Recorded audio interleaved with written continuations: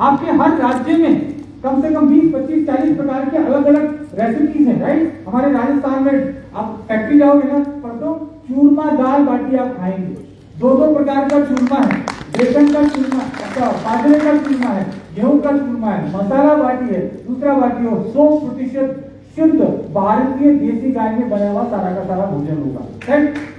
तो कितना भिन्न भिन्न प्रकार का भोजन हमारे देश में है, राइट।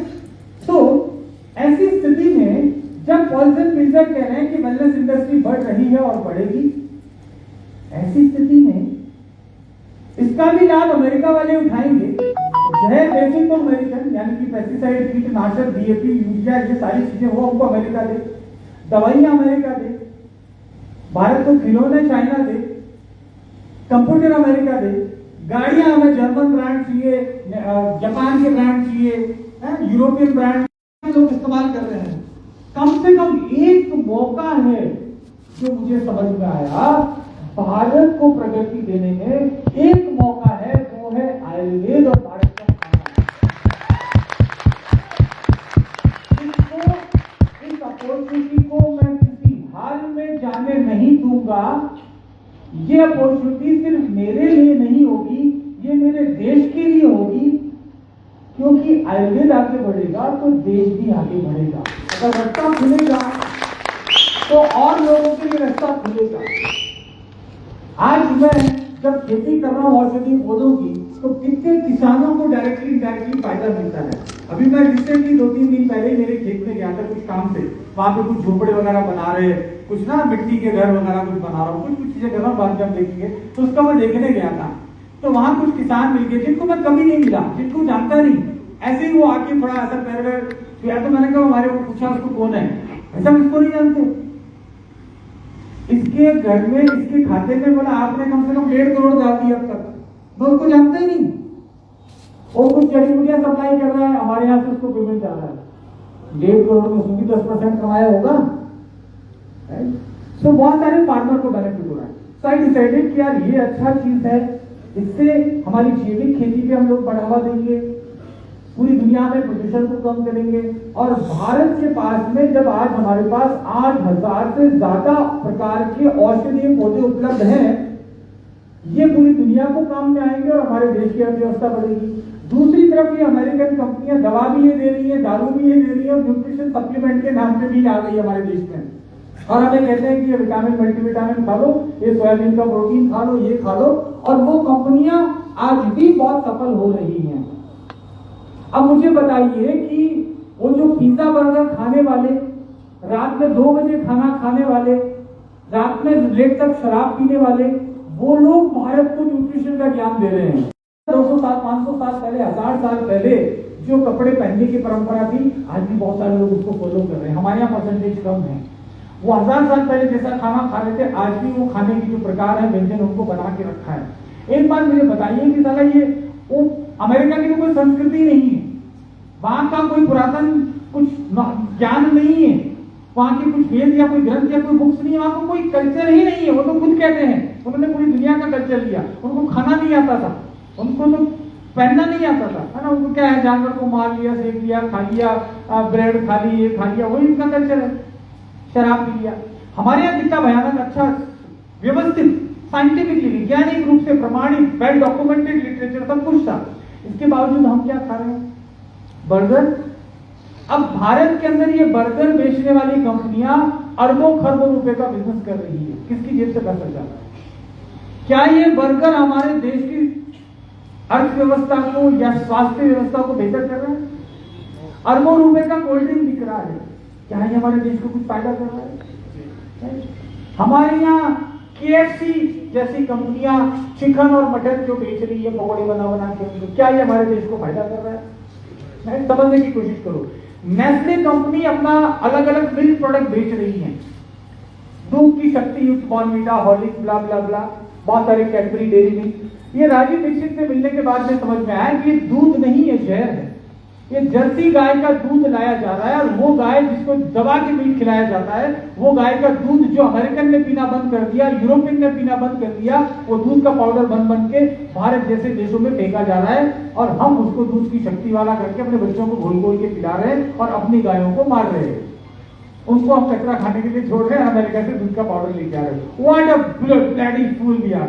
हम जैसे मूर्ख कोई है दुनिया में? सोना देने वाली गाय को हमने कतल खाने में भेज दिया और खुद जानवरों से मांस खाएगी कर दूध अरबों खरबों रुपए का मंगा के पाउडर हम लोग खा रहे हैं। ऐसे मूर्ख लोग कहाँ मिलेंगे बताइए? क्योंकि एक्चुअल में हमने हमारी संस्कृति को छोड़ दिया, हमारी किताबों को पढ़ना छोड़ दिया। कितने लोग हैं जिनको एक्चुअल में अपने पूर्वजों वाली किताबें घर में होगी? सोच के देखिएगा आप कहां खत्म हो रहे हो। खत्म हो जाएगी आपका नामो निशान। कहते मेरा नाम बड़ा करेगा, मेरा बेटा करेगा। क्या खाक नाम पास करेगा? तुम्हारा नाम क्या है? तुम्हारा क्या नॉलेज है? क्या स्थिति है दुनिया में? क्या ज्ञान है तुम्हारे को? हमारे पेरेंट्स क्या छोड़ के गए? तो क्या हुआ बेसिकली हमारे बहुत सारी चीजें लंबा हो जाएगा, लेकिन कुल मिला के मुझे ये समझ में आया कि पॉल सेंटर कह रहा है कि पूरी दुनिया में न्यूट्रिशन प्रोडक्ट बिकेगा तो भाई साहब भारत का बिकेगा। ये सोच के मैं डराया।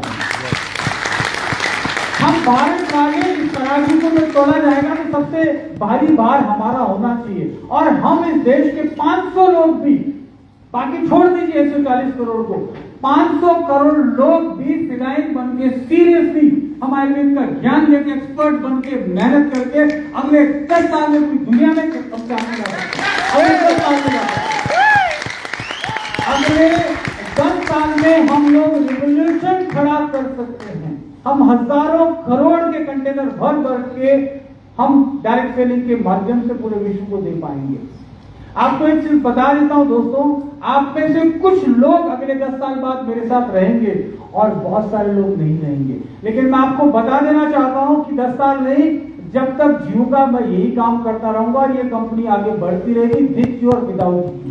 आपके बिना भी कंपनी आगे बढ़ेगी और आपके साथ भी आगे बढ़ेगी। और मैं उन सबको कह रहा हूं जो भारतीय डायरेक्ट सेलिंग इंडस्ट्री में है, क्योंकि मुझे यकीन है कि भारत में मेरी जैसी विचारधारा वाले लोग कम से कम 10-20 हजार तो होंगे और 10-20 हजार मिल गए तो पूरी दुनिया को हम बदल देंगे, ये हमें पता है। तो हमें हमारी नॉलेज के ऊपर अभी से काम करना पड़ेगा दोस्तों, क्योंकि हमारे से देश को बहुत आशाएं हैं। हमारे परिवार को ही नहीं, देश को बहुत जरूरत है आपकी और मेरी। हमको वो काबिल बनना पड़ेगा यार। हमें लोग आशा भरी निगाहों से देख रहे हैं कि यार ये कुछ करेंगे, राइट? आज आपको अजीब नहीं लगता? आज मेरे पास ऐसे बच्चे की रिपोर्ट आती है जो 6 महीने के बच्चे का लीवर फेल हो गया है और माँ बाप कह रहे हैं कि इसका कुछ प्रिस्क्रिप्शन दे दीजिए, कुछ भी करिए, हम पैसा खर्च करने को तैयार नहीं। 6 महीने का बच्चे का 100% लीवर फेलियर। अब आप जिन लोगों के लिए कुछ करना चाहते हैं, जिन लोगों के लिए पैसा जोड़ रहे हैं, यानी कि आपकी आने वाली पीढ़ी की अगली पीढ़ी, उनके बच्चे क्या करेंगे? वो तो वैसे 6 महीने के बाद मर जाएंगे भाई। किस दुनिया में, किस गलत फहमी में जी रहे हो भाई? उनके पास जिंदगी नहीं है, जहर बढ़ेगा। आप भी जहर बढ़ा रहे हो।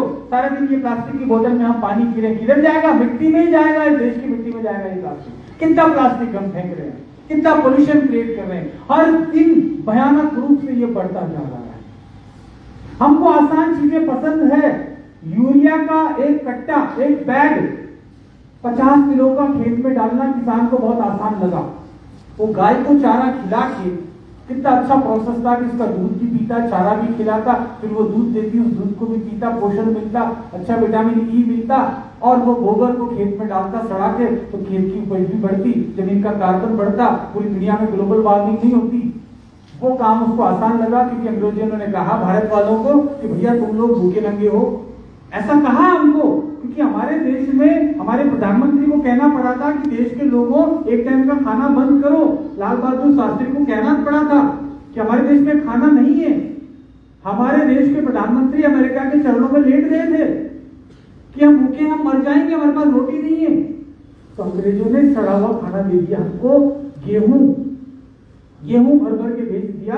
और आपको मालूम है उस गेहूं के अंदर एक कांग्रेस ग्रास नाम की एक बीज, एक घास, एक पौधा है जो सब जगह उग जाता है। वो गेहूं के साथ भेजा था भारत को। गेहूं तो खराब था ही था, लेकिन उसके साथ में घास के बीज भी खरपतवार भेज दिए।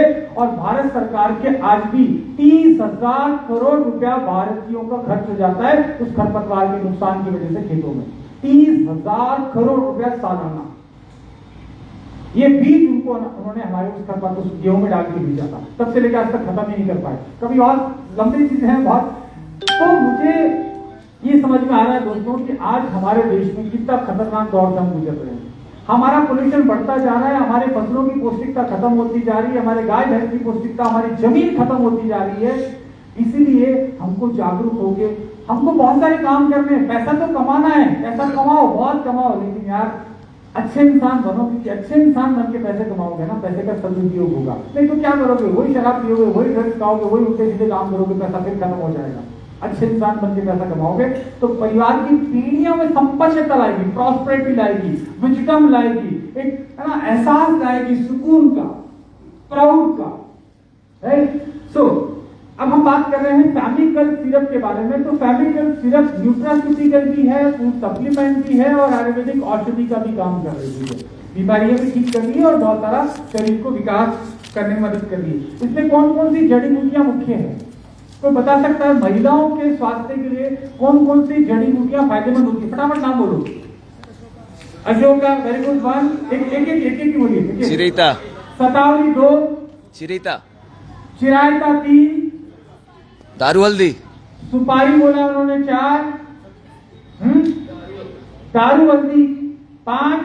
अच्छा, दारू हल्दी को क्या बोलते हैं, मतलब और क्या दारू हल्दी कैसी होती है?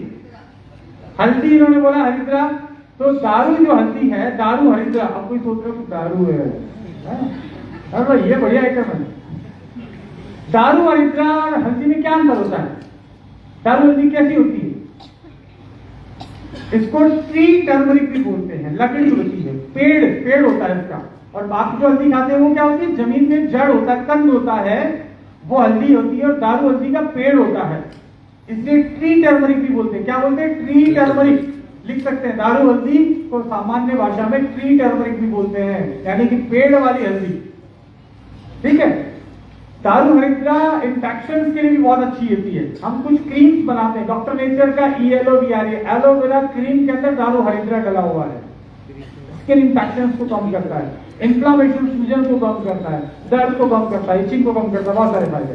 तो खैर, एक बताया उन्होंने अशोका, शतावरी, फिर बताया उन्होंने दारू हरिद्रा, हल्दी, चिरैता, अश्वगंधा, वेरी गुड, गिलोय। महिलाओं के स्वास्थ्य के लिए और क्या क्या बेहतर है? एलोवेरा, मोरिंगा, स्पिरुलिना, ये भी सारे। अरे किसी चीज का बोल दो, सारी जड़ी बूटियां महिला पुरुषों के लिए, सबके लिए फायदेमंद है। क्या सोच रहे हो? कहने का मतलब ऐसे तो बहुत है, लेकिन फैमिकल सिरप में ये जो मुख्य नाम बताए इन्होंने, वो नाम है अशोका है, शतावरी है। शतावरी को महिलाओं का मित्र बोला जाता है। शतावरी इज अ वुमेन फ्रेंड। शतावरी हड्डियों को मजबूत करती है, पूरा गायनिक रिप्रोडक्टिव सिस्टम को मजबूत करती है। शतावरी पूरी जिंदगी भर महिलाएं खाए तो जबरदस्त उनका शरीर, इम्यूनिटी सब कुछ अच्छा होगा, कैल्शियम भरपूर है, राइट। तो शतावरी आप ध्यान रखिए। अशोक जो छाल है, अशोक के पौधे की छाल काम में आती है। तो ये छाल जो है, इसका जो काढ़ा है, ये महिलाओं के गर्भाशय यानी कि यूट्रस के स्वास्थ्य के लिए बहुत जरूरी है, राइट। इसके बाद हमने दारू हरिद्रा की बात करी, चिरायता हो गया, आंवला हो गया, गिलोय हो गया, लोद्र हो गया, जटामांसी हो गया, जामुन हो गया, एलोवेरा हो गया। ये सारी जड़ी बूटियां इसमें है। तो एलोवेरा क्या कर रहा है? पोषण देगा, तो पोषण भी देगा और साथ में यूट्रस की हेल्थ को, यानी कि अंदर कोई रसोली यानी कि कोई गांठ हो, सिस्ट हो, फैब्रिक्स हो, PCOD हो, PCOS हो, या कोई इंफेक्शन हो, यूरिनरी ट्रैक्ट इंफेक्शन हो, इन सब समस्याओं में मेंस्ट्रुअल जो इरेगुलरिटीज है, यानी कि मेंस्ट्रुएशन का जो पीरियड्स का जो समय है, कम ज्यादा हो रहा है, कम हो रहा है, या समय से अधिक देर तक हो रहा है या नहीं हो रहा है, इन सब चीजों में फैमिकल सिरप बहुत महत्वपूर्ण है। इस फैमिकल सिरप को जिनको समस्याएं हैं वो भी ले सकते हैं और समस्या नहीं है वो भी ले सकते हैं। बाकी कल मैं इसके बारे में और थोड़ा विस्तार से बताऊंगा, लेकिन फिलहाल फैमिकल सिरप का ये काम है। इसके अलावा ये तो सारी समस्याओं में काम का हो गया। एक मैडम ने नाम लिया सुपारी। तो मैंने सुबह भी बताया था कि महिलाओं को सुपारी भी जो है प्रेगनेंसी के बाद में खिलाया जाता रहा है। सुपारी का जो लड्डू है भारत में बहुत प्रचलित है, नॉर्थ इंडिया में तो काफी प्रचलित है। मेरे राजस्थान में तो आज के 20-25 साल पहले 99% महिलाओं को खिलाया जाता था घी के अंदर प्रोसेस करके, राइट। सो अब डॉक्टर नेचर में एक प्रोडक्ट है सुपारी पाक। यानी कि एक तरीके से वही समझिए सूखा लड्डू, राइट। तो सुपारी का पाक बनाया जाता है, उसको सुपारी को देसी घी में सेका जाता है और कुछ जड़ी बूटियां डाला जाता है और मिश्री डाला जाता है और एक देसी खांड डाल के एक प्रोडक्ट बनाया जाता है जिसको कहते हैं सुपारी पाक। अब ये सुपारी पाक खासकर किस बीमारी में उपयोगी है? वैसे तो महिलाओं का पोषण है, लेकिन खासकर एक बीमारी का नाम कोई बताए एग्जैक्टली इनके लिए भी। बहुत सारे लोगों के लिए खट्टी तालियां बजा दीजिए, एक साथ कई लोग बोले ये डॉक्टर विंटर है। देखो यार अच्छा लग रहा है ना, देखो फटाक से पता चलता है। आप महिलाओं को लिकोरिया का प्रॉब्लम है, फटाक से सुपारी पाक दे दो और थोड़ा सा उनको बता दीजिए। Leucorrhoea white. इसके अलावा हमारे पास महिलाओं की जैसे कमर में दर्द हो रहा है, कमजोरी हो रही है ना, वीकनेस सी लग रही है, मिल्क ब्रेस्ट फीडिंग करा रही है, दूध जब पिला रही है, तब भी फैमिली हेल्प ले सकते हैं और सुपारी पाक भी ले सकते हैं। इमीडिएटली डिलीवरी होने के तत्काल बाद में भी ये दिया जा सकता है, बहुत फायदेमंद होगा पूरे के पूरे सिस्टम को। तो आप लोगों को बताइए कि यार ये पोषण है, क्योंकि उस समय जो खाया ना पूरा जिंदगी भर उनको काम में आने वाला है। डिलीवरी के 90 डेज तक जो भोजन खाया जा रहा है वो उनके शरीर के लिए क्रूशियल है, क्रूशियल। उस समय नहीं खाया पूरी जिंदगी उनकी बॉडी खराब हो जाएगी, रिपेयर करना बहुत मुश्किल है। Very very crucial time. अगले 90 दिन डिलीवरी के बाद में बहुत ही महत्वपूर्ण पीरियड होता है शरीर को पोषण देने के लिए। तो उस 90 दिन फैमिकल और हमारा सुपारी पाक महिलाओं को लेने के लिए प्रेरित करिए, उनकी जीवन भर के लिए बहुत अच्छा होगा। जी जी, अभी मैं सब पे आऊंगा, मैं कुछ कुछ चीजों पर टच कर रहा हूँ। तो ये बहुत जरूरी है। मदर केयर भी उस समय देख सकते हैं, उसमें भी शतावरी है, जीवन भी है। मदर केयर मिल्क प्रोडक्शन जो ब्रेस्ट फीडिंग कराने के लिए महिलाओं में, वो अच्छा बच्चे के लिए न्यूट्रिशन का भी काम करता है। अब हमारे पास एक और प्रोडक्ट है एलो कचनार। एलो कचनार टैबलेट है, ये भी पुरुषों महिलाओं के शरीर के लिए बहुत इंपॉर्टेंट है, लेकिन महिलाओं के लिए ज्यादा जरूरी है, ज्यादा इंपॉर्टेंट है। सबसे मेन काम क्या है एलो कचनार का? थायराइड। थायराइड थायराइड थायराइड को कंट्रोल करने के लिए जरूरी है। इसके अलावा कहीं भी कोई गांठ हो रही हो, सिस्ट हो रही हो, है ना, ये सारे जो भी ट्यूमर चाहे कैंसर का ट्यूमर हो, किसी का ट्यूमर, उसके अंदर दे देना है। राइट, तो देखो कितना आसानी से आप अब धीरे धीरे क्या होगा, एक्सपर्ट हो जाओगे। राइट, कितना आसान चीज है, कौन सा मुश्किल है। आप कहोगे क्या डॉक्टर से कंसल्टेशन, पीसीओएस एंड पीसीओडी की प्रॉब्लम्स के लिए, है ना, उसमें भी एलो कचनार देना चाहिए। इवन जिसका जिद्दी मतलब स्किन बहुत खराब हो गई, बार बार पिंपल्स निकल रहे हैं, बार बार ऐसा मवाज जैसा निकल रहा है, उसमें भी स्किन को सुधारने में एलो कचनार दे दीजिए, 1-2 महीना स्किन साफ हो जाएगी, साफ सुथरी हो जाएगी। राइट, इनके लिए भी बहुत जरूरी है।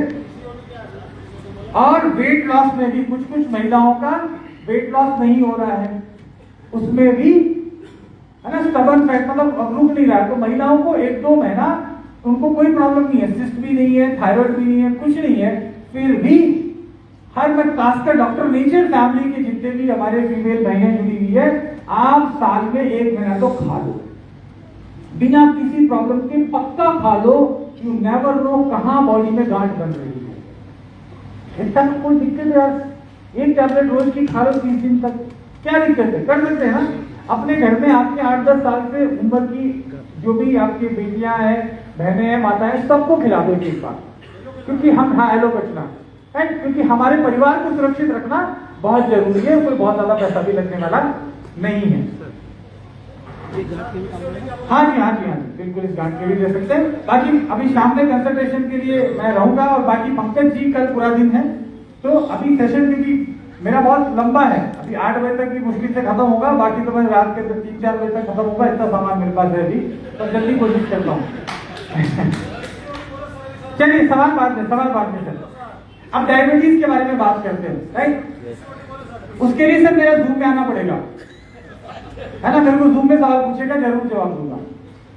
डायबिटीज के बारे में बात करते हैं। इंडिया का 11.5% आबादी डायबिटीज से रोग से ग्रसित है, ये डेटा 2022 का है, अभी 2026 हो गई है, तो ये बढ़ा होगा। पिछले 10 साल में भारत में डायबिटीज 50% बढ़ा है, 50% का ग्रोथ हो गया।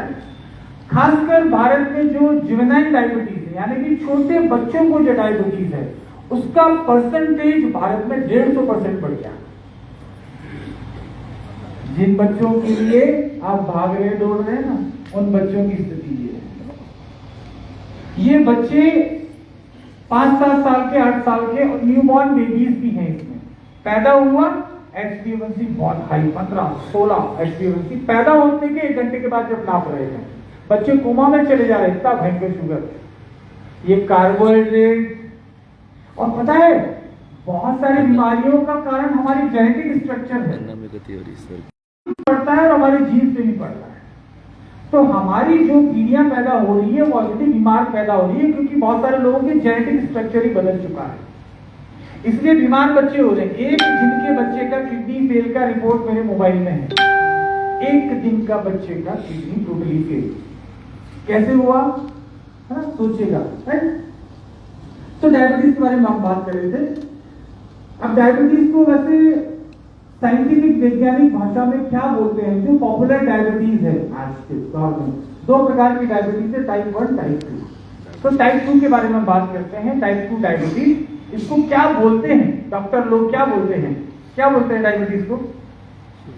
मधुमेह। प्लीज मैं एक को मैं पूछ रहा हूँ, डायबिटीज को डॉक्टर की भाषा में, डॉक्टर तो मधुमेह नहीं बोलता है, शुगर, डॉक्टर अंग्रेजी डॉक्टर की भाषाओं में शुगर। हाँ, शुगर तो अंग्रेजी नाम हो गया, और क्या बोलते हैं?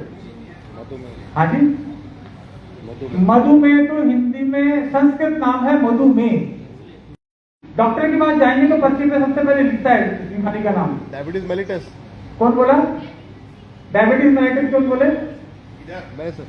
वेरी गुड, वेरी गुड, उनके लिए तालियां बजाइए। डायबिटीज मेलाइटस ना, मलाई का रोड़ा नहीं, डायबिटीज मेलाइटस। आपको याद रहे इसलिए मैंने मलाई का नाम बोला, बहुत सारे लोगों को ऐसे याद रहता है क्या बोलूं। तो डायबिटीज मेलाइटस DM2, आपका प्रिस्क्रिप्शन डॉक्टर लिखता है तो लिखता है पेशेंट के डिजीज के बारे में DM2। अब आप किसी पेशेंट ने को आपको बच्चा पकड़ा दिया कि साहब मेरे ये दवाई चल रही है या मेरे को ये बीमारी है, अब DM2 लिखा हुआ है तो पता चल जाएगा ना डायबिटीज मेलाइटस है, यानी कि टाइप 2 डायबिटीज है, राइट। अब इसके कारण क्या क्या है? मेजर कॉजेस, स्ट्रेस एक बताया, हाँ फटाफट बोलते जाओ, स्ट्रेस बोला, और डायबिटीज के कारण ओबेसिटी, बिल्कुल, sedentary lifestyle, lack of physical activity, कम है ना activity, nutritional deficiency, nutrition deficiency, bad lifestyle. एक हो गया न्यूट्रिशन डेफिशिएंसी, मैं सबके लिए रिपीट कर देता हूं। हाँ जी, बैड लाइफस्टाइल, स्ट्रेस, हाँ स्ट्रेस बताया, यानी कि स्ट्रेस यानी कि तनाव एक का कारण है। Alcohol, lack of physical exercise, junk food हो गया, यानी कि फूड आपका खराब होना। बैड लाइफस्टाइल, बैड लाइफस्टाइल, हाँ मतलब लाइफस्टाइल, बैड लाइफस्टाइल, बहुत सारी चीजें, तो ये कारण है। तो आपको ये अच्छे से पता है कि बैड लाइफस्टाइल यानी कि खराब जीवन शैली, न्यूट्रिशन की कमी, जैसे न्यूट्रिशन कौन कौन से न्यूट्रिएंट डायबिटीज में, मतलब डायबिटीज के पेशेंट को चाहिए? B12, vitamin B12, vitamin B12, vitamin D, हाँ ठीक है, विटामिन डी, और magnesium, chromium, vitamin C, antioxidant बहुत जरूरी है, विटामिन सी सुपर एंटी, हर चीज में विटामिन सी तो सब में टप्पा मार ही दो, it is very very essential. हाँ जी, हाँ vitamin C is very important. Vitamin E भी रोल प्ले करता है, प्रोटीन्स भी रोल प्ले करते हैं, और मैक्रोन्यूट्रिएंट में एक और आइटम जिसको पॉलीसैकेराइड यानी कि हेल्थी कार्बोहाइड्रेट का खाना जरूरी है। हेल्थी कार्बोहाइड्रेट, क्योंकि वो नॉर्मल वाला खाना खाएगा, यानी कि सिंपल शुगर खाएगा, रोटी और यही चीजें खाता रहेगा जो खा रहा है, गेहूं की रोटी चावल, गेहूं की रोटी चावल, यही खाता रहेगा, तो आप एक तरफ शुगर कम कर रहे हो, दूसरी तरफ वो स्पाइक कर रहा है, उछाल रहा है एकदम से, क्योंकि शुगर खाते ही ऐसा उछलता है, क्योंकि जैसा हाथों में गया वैसा ही ब्लड में जाता है, धक धक धक धक। और अगर उसके साथ में थोड़ा सा फाइबर मिला दिया, कॉम्प्लेक्स बना दिया, इसलिए लोगों को रेडीमेड चीजें चाहिए, इसलिए जल्दी मैं डाइटरी फाइबर लॉन्च कर रहा हूं, ताकि खाना खाने से पहले आपने 1 कप पानी के अंदर मिला के उसको पी लिया, या खाने में डाल दिया, रोटी में डाल दिया, सब्जी में डाल दिया, तो बहुत सारा फाइबर मिल जाएगा, तो वो उसका जो नॉर्मल खाना था वो कॉम्प्लेक्स कार्बोहाइड्रेट में बदल जाएगा, तो उसका शुगर वैसे ऊपर जा रहा था ना, वो नहीं जाएगा। तो आप उस व्यक्ति को कहें कि थोड़ा सा, जैसे राजस्थान में रहने वाला प्राणी है तो बोल दीजिए जौ डाल दीजिए, थोड़ा सा बाजरा खा लीजिए, थोड़ा सा ज्वार खा लीजिए, है? थोड़ा सा बेसन मिला लीजिए, थोड़ा सा मूंग मिला लीजिए, है?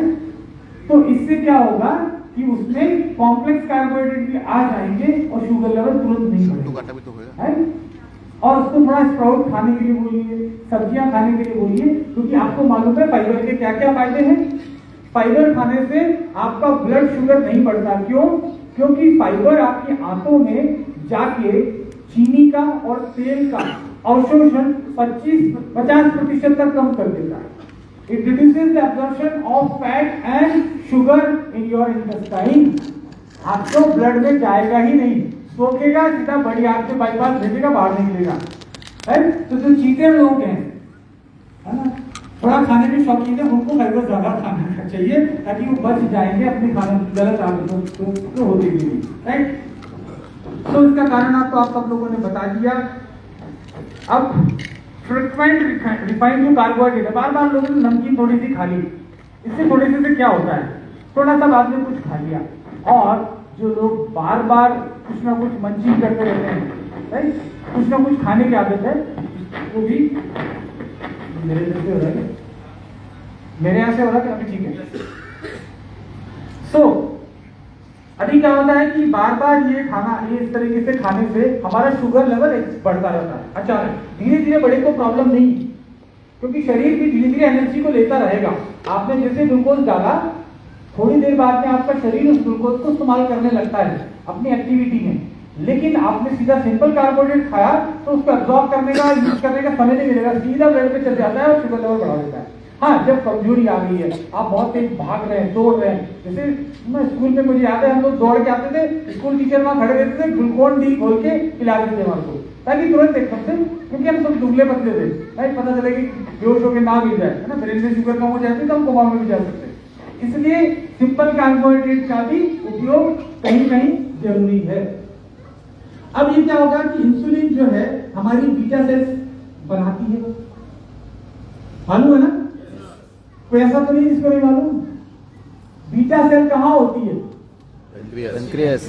पैंक्रियास में, पक्का है ना? लीवर में तो नहीं होती बीटा सेल, राइट? तो बीटा सेल का काम है इंसुलिन का उत्पादन करना, यानी कि फैक्ट्री है वो इंसुलिन को उत्पादन करने की।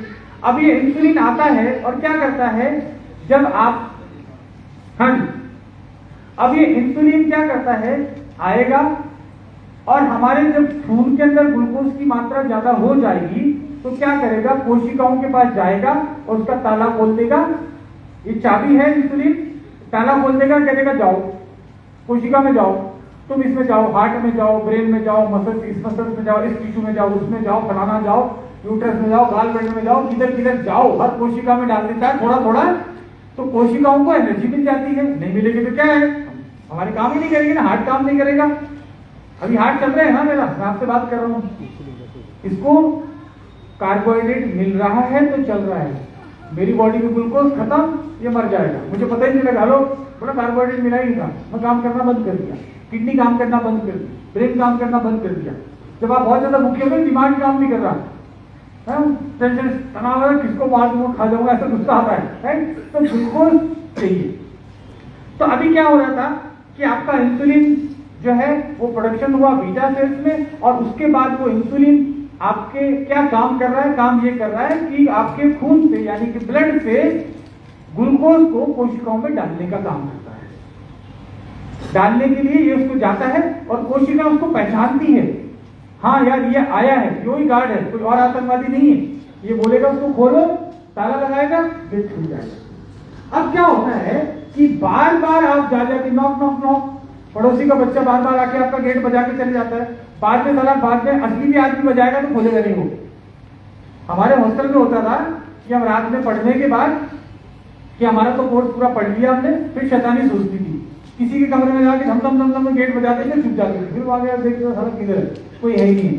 तो बाद में क्या हो गया कि असली में कोई जरूरी काम से कोई आ रहा है तो भी गेट बजा रहा, तो खोल नहीं रहा है। अब क्या हो गया कि बार बार ये शुगर लेवल बढ़ने की वजह से इंसुलिन ट्रिगर होता है, इंसुलिन छोड़ता है, क्योंकि खून में शुगर बढ़ी, बिस्किट खाए शुगर बढ़ी, 2 टॉफी खाए शुगर बढ़ी, तो अब क्या हो गया कि वो कोशिकाएं रेस्पॉन्ड ही नहीं कर रही है उस इंसुलिन, इंसुलिन जा तो रहा है लेकिन खोल ही नहीं रही है दरवाजे, इसको बोलते हैं इंसुलिन रेजिस्टेंस। इंसुलिन के प्रति उसने रेजिस्टेंस कर लिया कि ना बाबा मैं नहीं बोलती, तुझे नहीं जानती, कौन है तू। इसको इंसुलिन रेजिस्टेंस बोलते हैं। ये डायबिटीज में बार बार काम आती है ये शब्द इंसुलिन रेजिस्टेंस, और इसको आप समझ गए तो आप डायबिटीज की बीमारी को समझ गए। ठीक है, अब इंसुलिन रेजिस्टेंस क्यों होता है? इंसुलिन रेजिस्टेंस का मुख्य कारण यह है कि बार बार आपका शुगर लेवल का स्पाइक होना, बार बार आपके खून में शुगर की मात्रा बढ़ना। क्यों बढ़ती है वो तो मालूम है, पेस्ट्री खा लिया, ये खा लिया, कोल्ड ड्रिंक पी ली, तुरंत शुगर लेवल बढ़ता है। तो बार बार जब शुगर लेवल बढ़ता है तो बार बार हमारा पैंक्रियाज की बीटा सेल इंसुलिन छोड़ती है। क्यों छोड़ती है? ताकि खून में अगर ज्यादा चीनी बढ़ जाएगी तो हमारा खून बहुत ज्यादा गाढ़ा हो जाएगा, और गाढ़ा खून बह नहीं पाएगा शरीर में, और जगह जगह आपके ब्लॉकेज आ जाएंगे, आपको हार्ट स्ट्रोक हो जाएगा, क्योंकि खून की नलियों में आगे बहेगा ही नहीं। आपकी किडनी खराब हो जाएगी, फिल्टर नहीं कर पाएगी। चीनी को कैसे फिल्टर करेगी भाई? चाशनी को फिल्टर करना आसान है कि पानी को फिल्टर करना?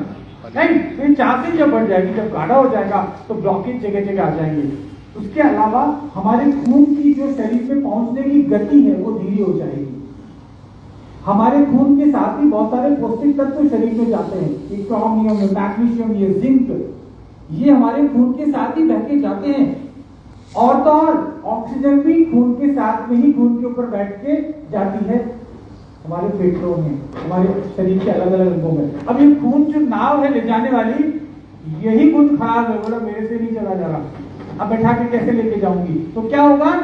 हमारे शरीर में ऑक्सीजन की कमी हो जाएगी, सांस लेने में प्रॉब्लम आएगी, अस्थमा हो जाएगा, रेस्पिरेटरी डिजीज हो जाएगी। इवन जिस शरीर के जिस हिस्से में खून नहीं पहुंच रहा है वो क्या हो जाता है? शून्य हो जाता है, मर जाता है, तो पैरालिसिस हो जाएगा, ब्रेन हैमरेज हो जाएगा, और लोगों की आंखें खराब हो जाती है, क्योंकि खून नहीं पहुंच रहा है ना, तो आंखें खराब हो जाएगी क्योंकि खून गाढ़ा हो गया। प्रजनन जो अंग है वो खराब हो जाएगी क्योंकि खून नहीं पहुंच रहा है। पैरों में नहीं पहुंच रहा, पैर काटने पड़ जाएंगे क्योंकि सड़ जाएगा ना, क्योंकि खून नहीं पहुंचा है। तो वो शरीर का वो कोशिकाएं मरने लगती है, और वो कोशिकाएं मरने लगती है तो धीरे धीरे वो अंग खराब हो जाता है। जैसे पौधे में नाइट्रोजन नहीं पहुंचती है पत्तियों तक, तो पत्तियां पीली पड़ जाती है, पुरानी वाली पत्तियां पीली पड़ जाती है नाइट्रोजन की कमी से। ऐसे ही हमारे खून की कमी से इंसान भी तो पीला पड़ जाता है।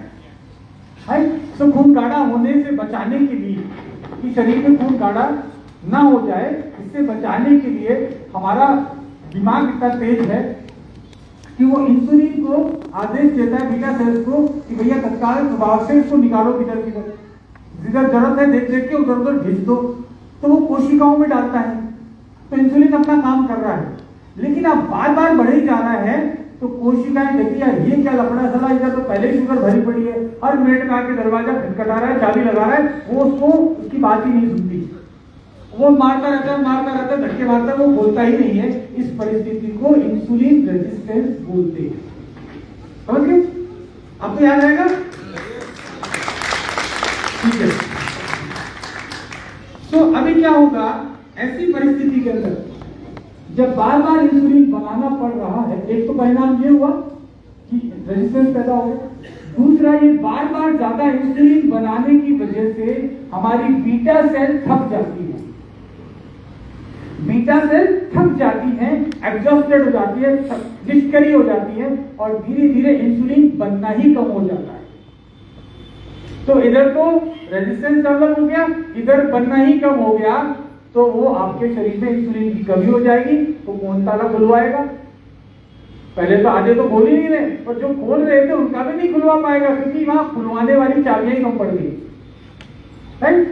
अच्छा, दूसरा, जब आप प्रोटीन विटामिन कम खाते हैं तो आपका इंसुलिन की गुणवत्ता ही अच्छी नहीं बनेगी, यानी कि वो चाबी टूटी हुई है। तो 3 प्रकार के कारण हो गए, चाबी खराब है, चाबी लगाने पे भी नहीं खुल रहा है, और चाबी बन ही नहीं रही है।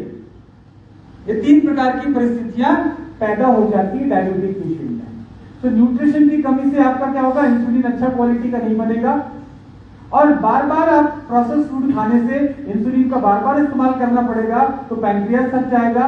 और तीसरी चीज, बार बार इंसुलिन जाके सेल्स को खुलवाएगा तो हमारी कोशिकाएं इससे नाराज हो जाएगी, वो दरवाजा नहीं खुलेगा। तो ब्लड में शुगर बढ़ जाएगा, कोशिका में जा नहीं रहा, ब्लड में रह जाएगा, तो ब्लड शुगर बढ़ते जिसको हम नापते कहते हैं हाई ब्लड शुगर बोलते हैं। राइट?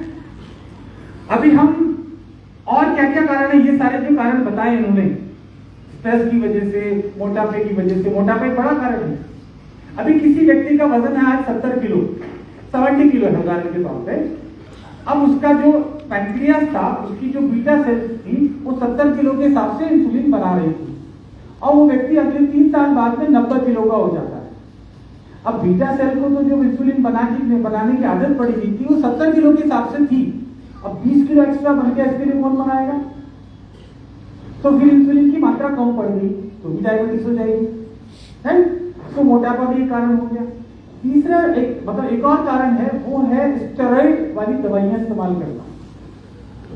आपको बहुत सारी बीमारियों में स्टेरॉइड वाली दवाइयां इस्तेमाल करी जाती है। छोटे छोटे बच्चों को आजकल अस्थमा हो जाता है, आज के शहरों के बच्चों को मोटापे की वजह से या और किसी वजह से उनको भी स्टेरॉइड दे दिए जाते हैं। वो स्टेरॉइड खाने की वजह से डायबिटीज हो जाती है। ठीक है? कुछ हार्मोनल ट्रीटमेंट महिलाओं में, जैसे कुछ प्रॉब्लम हो रही है, पीसीओएस और पीसीओडी का प्रॉब्लम होता है, तो एलोपैथी में क्या करते हैं? हार्मोनल ट्रीटमेंट दिया जाता है। वो हार्मोनल ट्रीटमेंट, हार्मोन की गोलियां दी जाती है, वो ज्यादा देर तक लेने से हमारा इंसुलिन बनना धीरे धीरे गड़बड़ हो जाता है, इम्बैलेंस आर्टिफिशियली कुछ इंसुलिन जा रहा है। थायराइड की दवाइयां भी लंबे समय से अंग्रेजी दवाइयां लेने से हमारा हार्मोनल बैलेंस बिगड़ जाता है और उसकी वजह से भी डायबिटीज हो जाती है। और जो महिलाओं में पीसीओएस की प्रॉब्लम होती है, पीसीओडी की प्रॉब्लम होती है, उनको भी डायबिटीज होने का खतरा ज्यादा हो जाता है। तो अंग्रेजी दवा खाने से डायबिटीज हो रही है, इसको मैं हाथ में ले लूंगा। तो अंग्रेजी दवा खाने से, दवा तो खाई पीसीओएस पीसीओडी हार्मोन्स के लिए अंग्रेजी दवा, और हो गया डायबिटीज। लेकिन आयुर्वेद के इतिहास में आज तक पूरे विश्व में नहीं आया कि कोई आयुर्वेद की दवा खा रहा है, गिलोय या आंवला या एलोवेरा, उसको खाने की वजह से कोई डायबिटीज हुई हो या कुछ और बीमारी हुई हो, ऐसा विश्व के इतिहास में अंग्रेजों ने भी नहीं लिखा है। तो कितना सुरक्षित हमारा पहली है भारत का कि किसी दवाई को खाने से बीमारी तो ठीक होगी, जो ठीक होगी, लेकिन कोई और बीमारी पैदा नहीं होगी, है? डायबिटीज के कारण क्या समझे? चलिए अब हम बात करते हैं आयुर्वेद क्या कहता है। आयुर्वेद ये कहता है डायबिटीज के बारे में, आयुर्वेद में मधुमेह इसका नाम है, अंग्रेजी में या आजकल जो वैज्ञानिक नाम है उसको डायबिटीज मेलाइटस कहते हैं, टाइप 2 डायबिटीज को, और टाइप 1 को डायबिटीज मेलाइटस 1 कहते हैं, DM1 DM2। लेकिन आयुर्वेद में एक और इसका नाम है प्रमेह। प्रमेह, PRAMEHA, प्रमेह हिंदी में लीजिए, प्रमेह, मधुमेह और प्रमेह है, ये भी इसके नाम है। अब आयुर्वेद ये कहता है कि ये कफ प्रकृति के लोगों को ज्यादा होता है, जिनकी प्रकृति कफ वाली है उनको ये डायबिटीज ज्यादा होता है।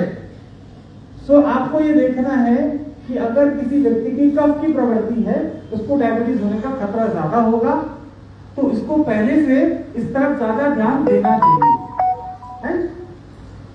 अब आगे हम पित्त की और वो भी जानेंगे, लेकिन कफ वालों को ज्यादा होता है, और कफ वाले जनरली मोटे भी होते हैं क्योंकि इनकी मेटाबॉलिज्म थोड़ी स्लो होती है। अगर किसी व्यक्ति की कफीय प्रवृत्ति है तो वो थोड़ा मोटा भी होगा, है?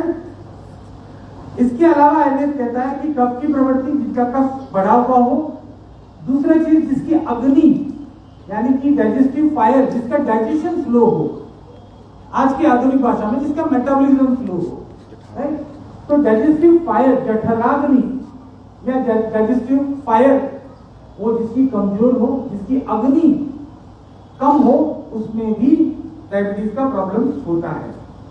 इसके अलावा बाकी तो फैट एक्यूमुलेशन, मेद का इकट्ठा होना, जो व्यक्ति मोटा है उसको डायबिटीज ज्यादा होती है। आयुर्वेद ने 3 कारण बताए हैं। अब हमने सुबह बात करी थी, अब हम फिर से दोबारा रिवाइज कर लेता हूं। मैग्नीशियम जो हमने बात करी थी, वो क्या करता है? ग्लूकोज को कोशिकाओं में पहुंचाने में मदद करता है, इंसुलिन रेजिस्टेंस को कम करता है।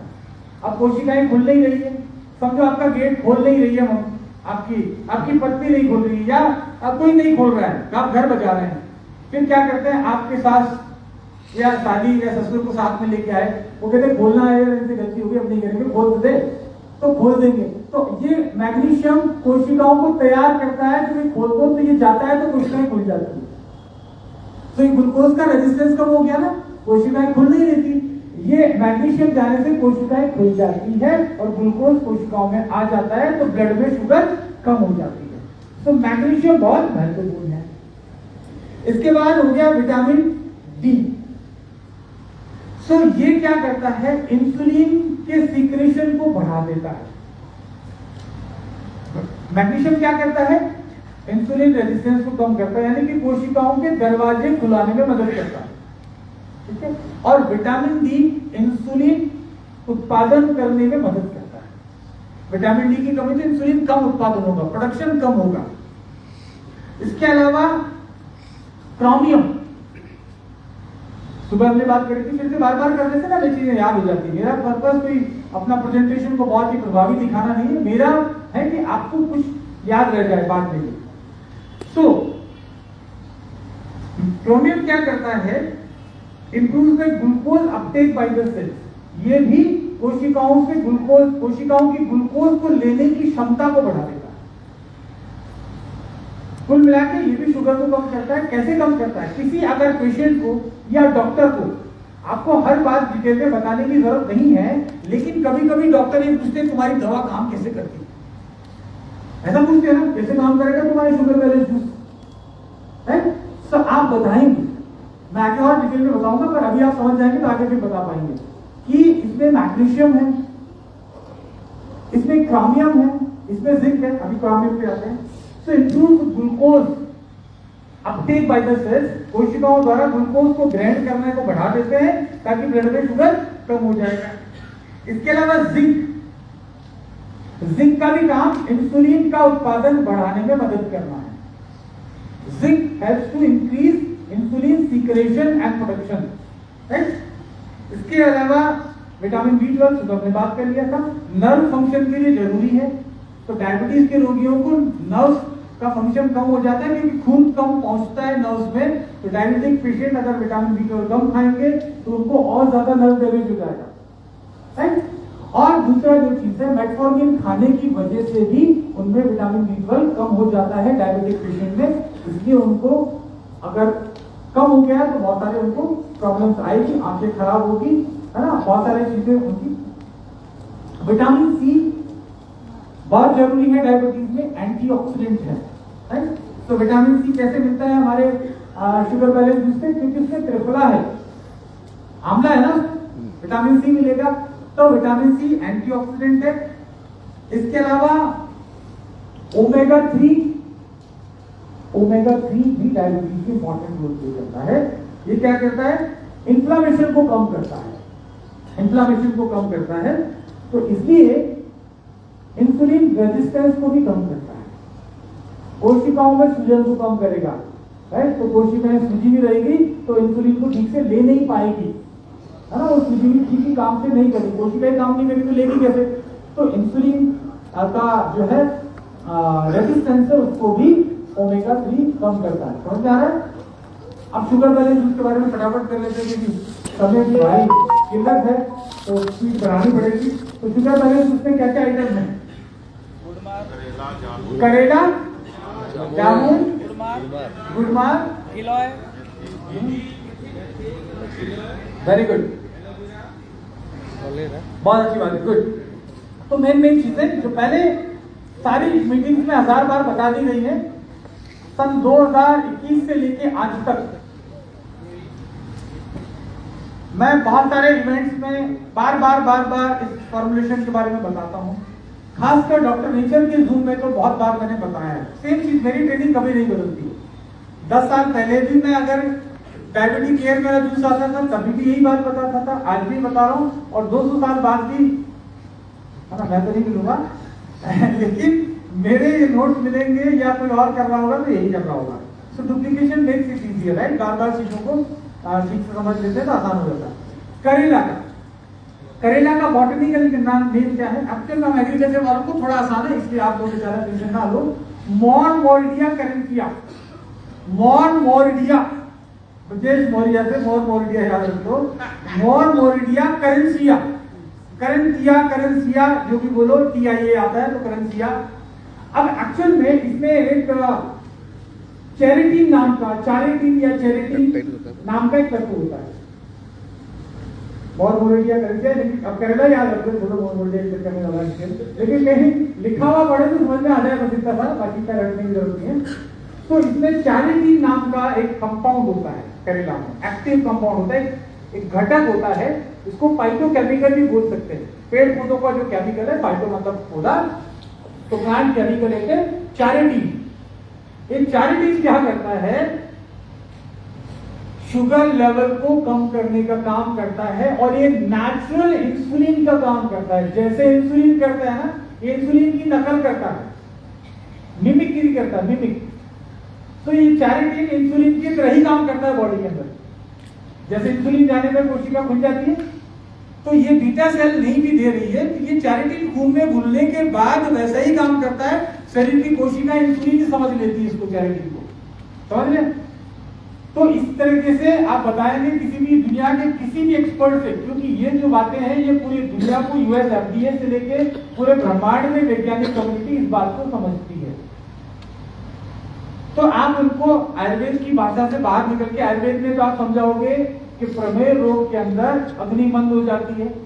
तो हमारा जो प्रोडक्ट है जिसमें त्रिफला है, गिलोय है, ये आपकी अग्नि को प्रज्वलित करता है, कफ प्रवृत्ति को कम करता है, आपकी जो मेटाबॉलिज्म है, क्षय उपापचय क्रिया को बढ़ाता है, इस प्रकार ही शुगर को कम करता है।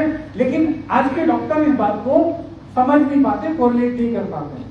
तो अमेरिकन लोग क्यों बेच पाए, वो कहते हैं इसमें सुपर एंटीऑक्सीडेंट है। हमारे इंडिया में आते ही कहते हैं ये प्रोडक्ट में सुपर एंटीऑक्सीडेंट है। अब हम बेचारे सारे देश के भोले भाले सुना नहीं था सुपर एंटीऑक्सीडेंट, कहता बहुत तगड़ा है। कोई कहता है मेरा स्टेम सेल है, कोई कहता है मेरा कंसंट्रेटेड मिनरल ड्रॉप है, कोई ब्ला ब्ला ब्ला पता नहीं क्या क्या कहते, हमको बहुत लोगों ने उल्लू बनाया। राइट, सेंजना गांव में लगा हुआ था, गाय भैंस बकरियों को खिला रहा है, और वहां के बोला कि अमेरिका से लेके आया हूं मोरिंगो। हमने कहा भाई साहब मोरिंगो तो सुना ही नहीं, बहुत तगड़ी चीज है, खा लो। अब तुम्हारे घर में बकरियां खा रही सारा, तुम मोरिंगो खरीद के लेके आए। दादी को जाके कहते दादी मोरिंगो खा ले, 2000 की गोली लेके आया हूँ। दादी कहते सारा बकरी को तो मैंने इसका मतलब 2-4 लाख रुपए का खिला दिया। तो ये हमको, क्योंकि हमको है ना मोरिंगो हम भाषा में नहीं बोलते थे, तो आप जब बोलोगे कि भैया जब चैरिटी है, क्या बोलोगे? अब साला बोला वो कोई सा भी अमेजन कंपनी वाला होगा, बोला है तेरे प्रोडक्ट में चैरिटी, समझ में नहीं आएगा उसको, क्योंकि वो तो पढ़ता नहीं है। तो इसलिए मैं कहता हूँ डॉक्टर साहब को भी कोई बताएंगे, MBA से MD किसी को बताएंगे, मैंने कहा एक्टिव कंपाउंड है और ये इंसुलिन की मिमिक्री करता है, यानी कि इट एक्ट्स लाइक इंसुलिन, और इंसुलिन की तरह ही शरीर में काम करता है। चलिए अब और आपको समझाने की कोशिश करता हूँ। इसके अलावा इसमें विटामिन C है करेला में, सिर्फ आंवला में नहीं, आंवला तो है ही है, लेकिन करेला से भी विटामिन C मिल रहा है। विटामिन C एंटीऑक्सीडेंट है, तो सेलुलर एक्टिविटी बढ़ाता है, इंसुलिन की गुणवत्ता को बढ़ाता है। Vitamin C quality of insulin, insulin की गुणवत्ता को बढ़ाता है। इसके अलावा विटामिन A है जो भी एंटीऑक्सीडेंट है, और विटामिन A आंखों के लिए जरूरी है, तो डायबिटिक पेशेंट को आंखों की प्रॉब्लम आती है, राइट। तो आपको करेला के साथ में विटामिन A मिलने से डायबिटिक पेशेंट को आंखें भी ठीक हो रही है, मेटफॉर्मिन से तो नहीं होगी ठीक, राइट, मैं अंतर समझा रहा हूँ। इसके अलावा इसमें विटामिन B1 है, B2 है, B3 है, B6 है, B9 है और B12 है। B12 बहुत रेयर है, B12 छोड़ दीजिए, B12 एलोवेरा में ज्यादा होता है, लेकिन ये मान लेते हैं B1, B2, B3, B6, B9 तक इसके अंदर है। तो विटामिन B भी आपको डायबिटिक पेशेंट को जरूरी है, विटामिन B ग्रुप। और इसके अलावा इसमें एक पॉलीपेप्टाइड है, चैरिटीन के अलावा एक पॉलीपेप्टाइड, बस लिख लीजिए पॉलीपेप्टाइड, बाद में आपको समझाएंगे। तो पॉलीपेप्टाइड है, ये भी इंसुलिन की तरह ही शरीर में काम करता है, राइट। बाकी इसमें बहुत सारा डाइटरी फाइबर है। डाइटरी फाइबर सुबह बात किया था हमने, फाइबर, तो डाइट में जो फाइबर जा रहा है उसको डाइटरी फाइबर बोल दिया। तो ये फाइबर क्या करता है, ग्लूकोज के अब्जॉर्प्शन को कम कर देता है, तो शरीर में ग्लूकोज ज्यादा अब्जॉर्ब नहीं होगा, आंख में रुक जाएगा, तो शुगर लेवल कंट्रोल में रहेगा।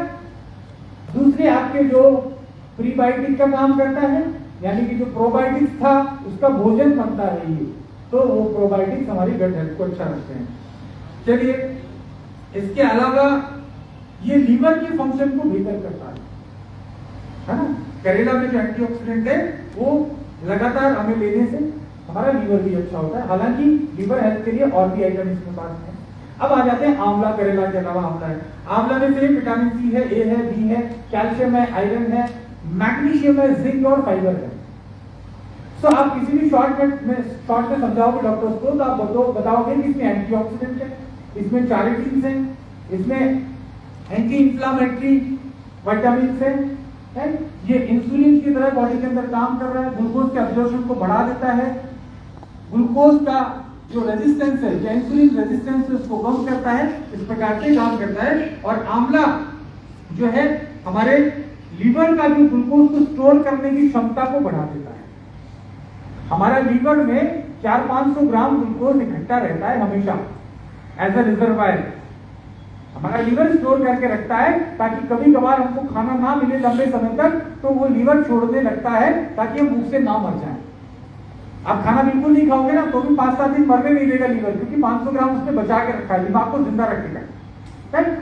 तो ये ग्लूकोज को स्टोर करने की जो कैपेसिटी है लीवर की, उसको भी बढ़ा देता है ताकि वो ग्लूकोज उसमें रख पाएगा।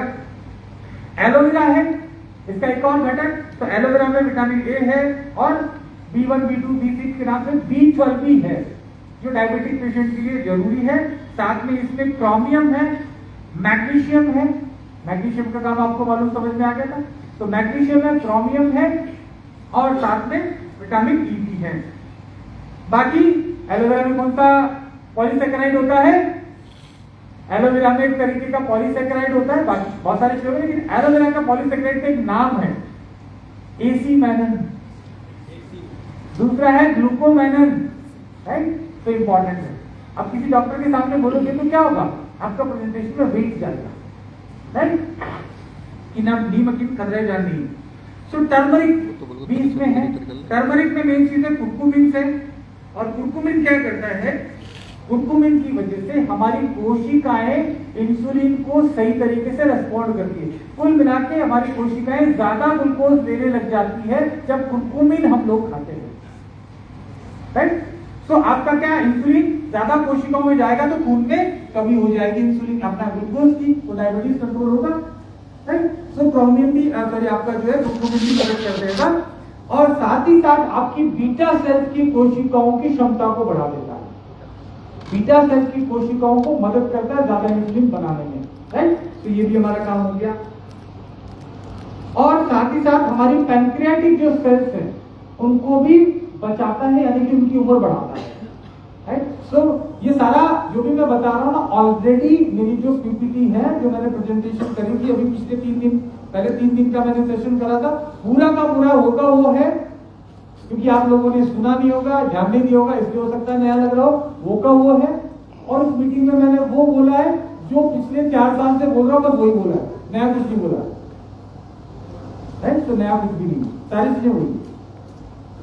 सो अब इसके बाद कुरकुमिन क्या क्या फायदा करता है, हमारा ये चीजें आ गई। अब HbA1c को रेगुलेट करता है। HbA1c, HbA1c क्या है?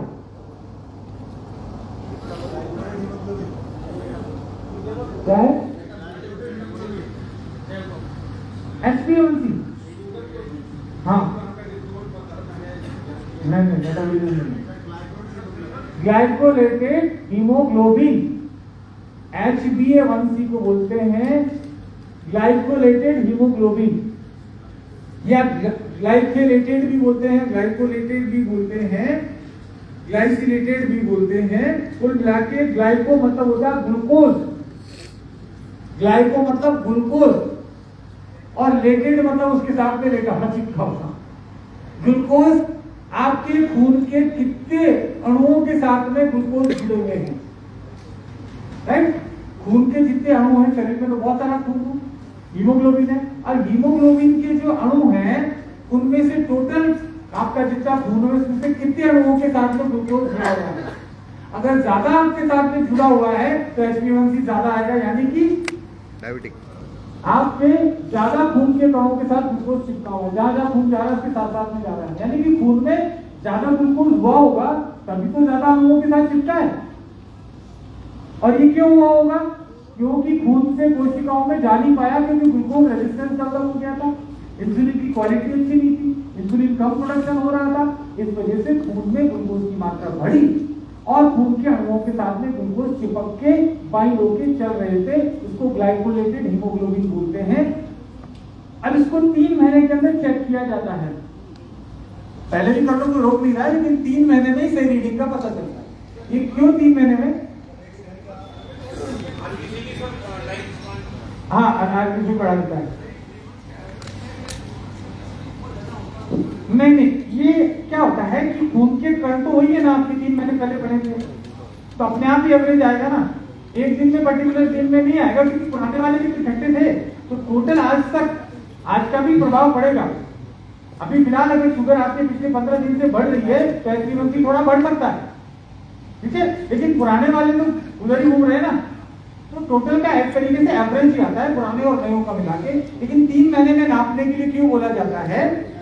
क्योंकि आपका नया खून हर 3 महीने में बनता है। हीमोग्लोबिन के नए जो मॉलिक्यूल्स हैं उनको 3 महीने लगता है, तो पुराने वालों के साथ तो ऑलरेडी जुड़ा हुआ। अब आप हर दिन आप HbA1c नापो, क्या फर्क पड़ रहा है? वो ज्यादा फर्क नहीं पड़ेगा रीडिंग में, इसलिए फ्रेश रीडिंग 3 महीने के बाद ली जाती है। तो आप पेशेंट को बोलेंगे कि HbA1c को रेगुलेट करने में भी एंटीऑक्सीडेंट प्लस हमारा जो हल्दी में कुरकुमिन है वो मदद करता है, ठीक है।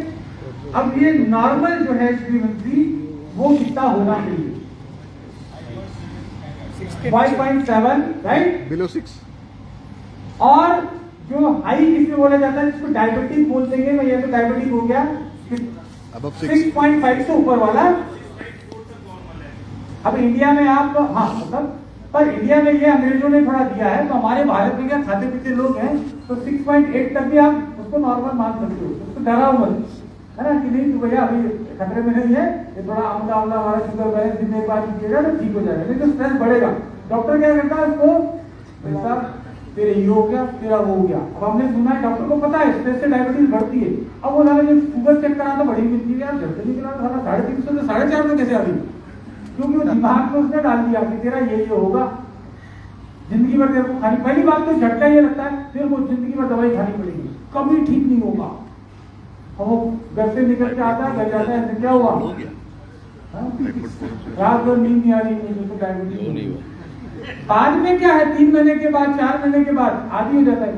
फिर बोलेंगे कैसे, ठीक है वो डायबिटीज की गोली खा रहा हूँ, शुरू शुरू में झटका लगता है, जो पहली बार फेल होता है ना, और 3-4 साल से फेल हो रहा है, उसको तो करके नहीं पड़ता एज यूजुअल, राइट। तो बहुत सारे लोग हैं, हर क्लोजिंग के अंदर कितना भी बोला 500, पहली बार किसी का 500 हो जाए।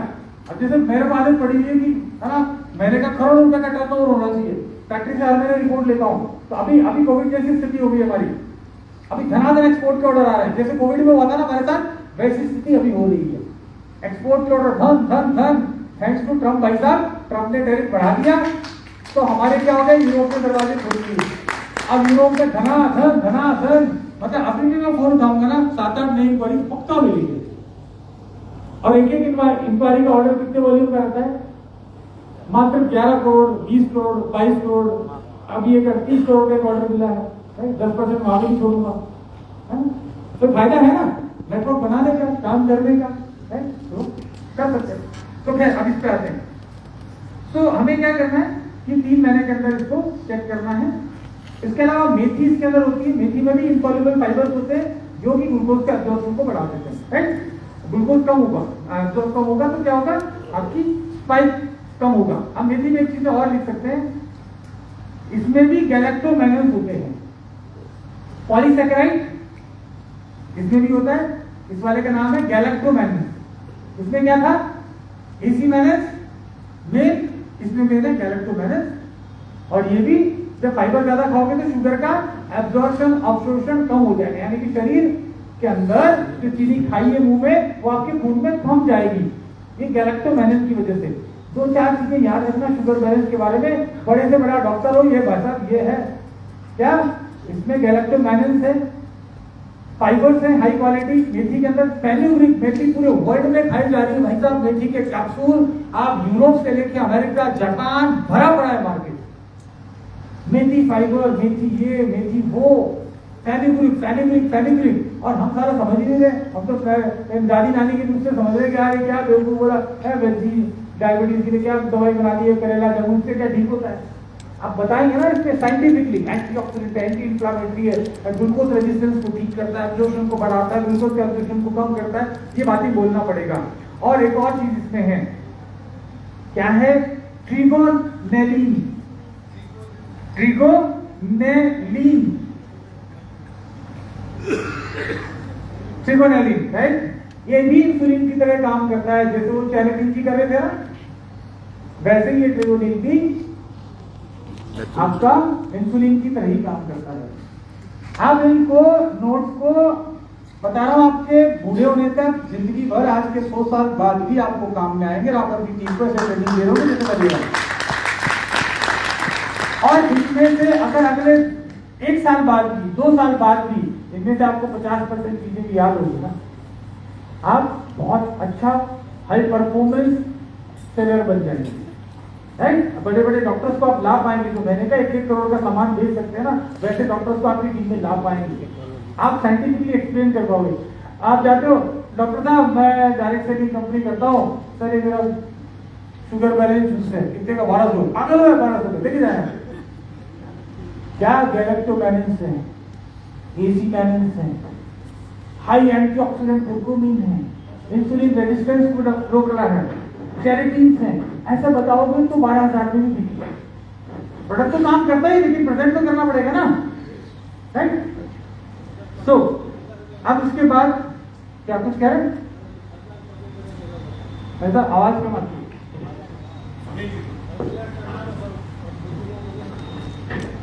कॉपी आपके नोट से कॉपी मांग रहे हैं, आपके नोट से कॉपी मांग रहे हैं। ना ना नहीं मिलेगा। आप इधर टाइम के लिए लिखने के लिए ना आपको हाथ दिया ना भगवान ने, मेरा नहीं लूंगा, मेरा नहीं लूंगा। आपकी तो मेहनत करना पड़ेगा ना, मैं भी तो मेहनत करता हूँ।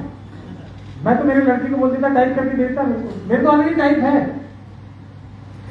ये जो आइटम लिखा है ना, ये कम से कम 250-300 पेज का निचोड़ है ना। 250-300 पेज के मेरे जो नोट्स बनाए हैं, उन नोट्सों का निचोड़ है।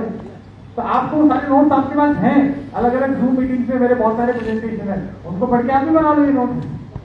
बाकी जब तो मीटिंग में आए ना, जो मीटिंग में नहीं आए उनको ले जाके देने के लिए नहीं है ना, ये है ना, उनको पका पकाया नहीं देना है। चलिए, तो एक और चीज हमारे पास है, फटाफट खत्म करेंगे, बस बात करता हूँ। जिम्मेमा, गुड़मार एक है, गुड़मार इसको बोलते हैं। अनफॉर्चुनेटली हमारे लोगों को नहीं मालूम होता है। डॉक्टर नेचर के एक एसोसिएट चले गए डॉक्टर के पास में, और डॉक्टर कहते हैं कि बुद्धू तुम्हारे प्रोडक्ट में तो गुड़ डला हुआ है, गुड़ डला हुआ है। गुड़मार को पढ़ के तो बोला तुम्हारे गुड़ डला हुआ है। ये भाई साहब बिना ट्रेनिंग वाले, बंदूक तो लेके चलानी नहीं आती, कहता सर प्रॉब्लम हो गई सर, अपने प्रोडक्ट में गुड़ क्यों डाला है। अरे बेवकूफ किसने बोला, बोला डॉक्टर ने। बोला उसकी डिग्री पूछ, तुरंत उसकी डिग्री पूछ, 40 डिग्री वाला है। क्योंकि भाई ये तो पॉसिबल नहीं है ना, पॉलिटिकल नेम पढ़ लेता अंग्रेजी डॉक्टर भी है तो क्या दिक्कत है। जिम्मेमा सिल्वस्ट्री लिखा हुआ है ना। एनी तो इसमें इसको मधुनाशिनी भी बोलते हैं। थोड़ा थोड़ा बताएं, आयुर्वेदिक वाले डॉक्टर साहब मिल जाए उनको बताइए मधुनाशिनी है। करेला को क्या बोलते हैं, कारगलक। जामुन को क्या बोलते हैं, जम्बू। हर एलोपैथी मिल जाए, आयुर्वेद मिल जाए, सबके लिए कुछ ना कुछ रखो मसाला। एनी ज्यादा कंफ्यूज नहीं करूंगा। तो इसमें क्या होता है, जिम्नेमिक एसिड होता है, जिम्नेमिक एसिड होता है। जिम्नेमा में क्या होता है, जिम्नेमिक एसिड, इसका नाम जिम्नेमा है गुड़मार का, और इसमें क्या होता है, जिम्नेमिक एसिड होता है। और ये क्या करता है, शुगर की क्रेविंग, मतलब मीठा खाने की इच्छा को कम कर देता है। जिम्नेमिक एसिड मीठा खाने की इच्छा, शुगर की क्रेविंग को कम कर देता है, और साथ ही साथ ग्लूकोज का एब्जॉर्प्शन, ग्लूकोज का अवशोषण को कम कर देता है। तो शरीर में ग्लूकोज कम एब्जॉर्ब हो रहा है, और खाने की इच्छा भी कम हो रही है गुड़मार की वजह से। तो आपको मीठा कम खाओगे, और साथ ही साथ ये बीटा सेल्स को रिपेयर और रीजनरेट करता है। व्हाट ए फंक्शन, कितना जबरदस्त काम है। बीटा सेल्स को डैमेज हो जाती है, उसको रिपेयर कर रहा है, रीजनरेट कर रहा है। तो जिनेमिक एसिड की वजह से ऐसा हो रहा है।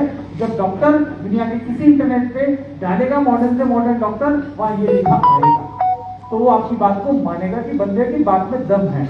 जिनेमिक एसिड है और ये बीटा सेल्स को रीजनरेट करने में मदद कर रहा है। अभी समय नहीं है, बहुत पहले मेरे प्रेजेंटेशन में मैंने प्रेजेंट किया था विद ये जो बात बोल रहा हूँ, इसके रिसर्च पेपर भी मैंने दिए थे वहां पे। रिसर्च पेपर कौन से रिसर्च पेपर में है, तो मेरी मीटिंग में और आगे आते रहोगे ना, वहां ये रिसर्च पेपर की कॉपियां भी दे दूंगा आपको मैं। तो आप प्रिंट निकाल के रखो, डॉक्टर को दिखा दो कि साहब ऐसा ये नहीं, इसमें जिनेमिक एसिड का क्या रोल है, ये यूनिवर्सिटी ऑफ कैलिफोर्निया में रिसर्च हुई, उसका प्रिंट आउट है। काम आसान हो जाएगा है कि बोला हमारी बात मत मानो आप, लेकिन ये जो लिखा है इसको मानो। चलिए अब डायबिटीज को डायग्नोज कैसे करते हैं, फास्टिंग को चेक करते हैं। फास्टिंग कितना होना चाहिए, 90 से 110। 70 कितना हो तो डायबिटिक हो जाएगा, अब 110। Above 130। ठीक है, वो 130। सबका अपना अपना मानना है, लेकिन भारत जैसे देश के अंदर थोड़ा सा कंपैरेटिवली हमारा सब कुछ बढ़ा ही हुआ है। थोड़ा वात भी बढ़ा हुआ है, थोड़ा कफ भी बढ़ा हुआ है। तो खैर अंग्रेज लोग थोड़ा हमको और ज्यादा जल्दी डायबिटीज करना चाहते ताकि उनका माल ज्यादा दिखे, मेटफॉर्मिन वगैरह, इसलिए उनका वो तो 110 तक लिया है। हो सकता है कल तक तो 100 भी ला देंगे, 80 भी ला देंगे, ताकि ज्यादा दवाइयां खपे। लेकिन फिर भी हमारे देश के अंदर अगर जो है 126 तक 125 तक भी रहे तो बहुत ज्यादा टेंशन वाली बात नहीं है। पेशेंट को बोल सकते हैं भैया अभी तो ज्यादा रिस्क में नहीं है, तो आराम से ठीक कर दे, कॉन्फिडेंस बिल्ड करो। शुगर तो ठीक हो ही जाएगी, लेकिन कॉन्फिडेंस रहेगा तो और आसान हो जाएगा। चलिए इसके बाद हम बात करते हैं पीपीबीएस, पीपीजीपी जिसको बोलते हैं, पोस्ट पैंडेमिक। पीपीबीएस। पीपी का मतलब क्या है, कौन बोला? हाँ जो बोला प्लीज अच्छा बोला, दोबारा बताइए। पीपी का मतलब क्या है, चल एक बार आप हैं? अच्छा वेरी गुड, पहले हो जाती है। कितने लोगों को मालूम था? पेशेंट को बोलते हैं पीपी शुगर चेक कराओ, वो कहता भाई साहब इसको फुल फॉर्म क्या खाने के होता है? बाद का, खाने के बाद का। फिर पैसा कमाना है ना, जवाब देना पड़ेगा ना। नहीं कमाना तो मत कीजिए, दोबारा खड़े होकर बता पोस्ट दीजिए। ब्लड शुगर बीएस एक बार सबको बता दीजिए, खड़े होकर बता दो ना क्या दीजिए। आफ्टर खाने के बाद का। पीपी का मतलब पोस्ट पेरेंटल बीपी का पोस्ट पेरेंटल होता है और ये कभी भी टेस्ट किया जाता है खाने में। कब कितने देर बाद टेस्ट किया जाता है? 2 घंटे।